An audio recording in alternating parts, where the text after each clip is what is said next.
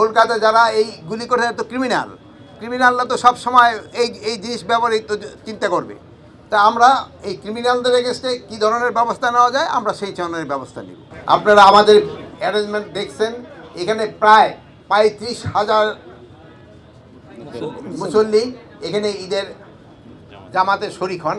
এখানে অনেক গুণীজন আসেন এবং অনেক গণ্যমান্য ব্যক্তি আসেন। তাদের নিরাপত্তার জন্য আমাদের যত ধরনের ব্যবস্থা নেওয়ার কথা আমরা সব ধরনের ব্যবস্থাই নিয়েছি। এখানে যেন সবাই ভালোভাবে ঈদের নামাজটা পড়তে পারে, এই জন্য ধরেন যে তাদের অজুর ব্যবস্থা করা হয়েছে, কারো যদি কোনো পানি ঠানি খাওয়ারও ব্যবস্থা করা হয়েছে, সব কিছুর এখানে ব্যবস্থা আছে। কেউ অসুস্থ হয়ে পড়লে যদি তারও কোনো চিকিৎসার দরকার পড়ে ওখানে চিকিৎসক এখানে আছে এবং এখানে কোনো জানামাজ মনে নিয়ে আসার দরকার নাই। যে এখানে সবার জন্যই কিন্তু কার্পেট বা নামাজেরই ব্যবস্থা আছে। তো আপনারা ভালো থাকেন, দোয়া করবেন আমাদের জন্য।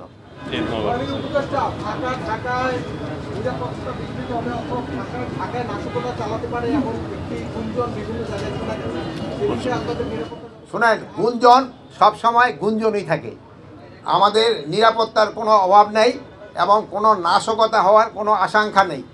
যদি কোনো ধরনের কোনো সংবাদ আপনারা পান তা আপনারা আমাদের জানাবেন, আমরা জনগণকে নিয়ে আপনাদের নিয়ে আমরা ওইটাকে প্রতিহত করব।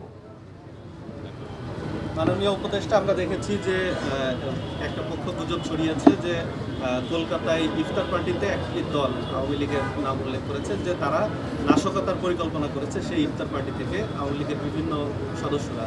সেই দিকটা বিবেচনায় রেখে আপনারা কোনো পদক্ষেপ নিয়েছেন? এখন তো আপনারা জানেন কলকাতায় কারা আছে।